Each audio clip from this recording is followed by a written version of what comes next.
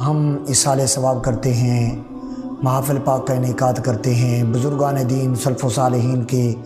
جو تواریخ ہیں ان کو ہم مناتے ہیں۔ تو ناظرین، عموماً اس سلسلے میں ہمارے اور اہل حدیث علماء کے درمیان کافی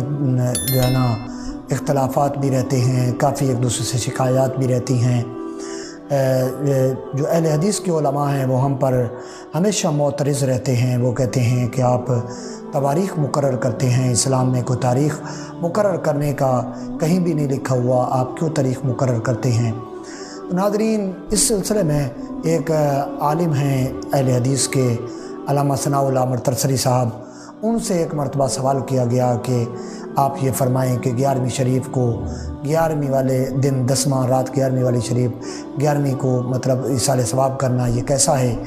تو مولانا ثناء اللہ مرترسری صاحب فرمانے لگے، اس وقت انہوں نے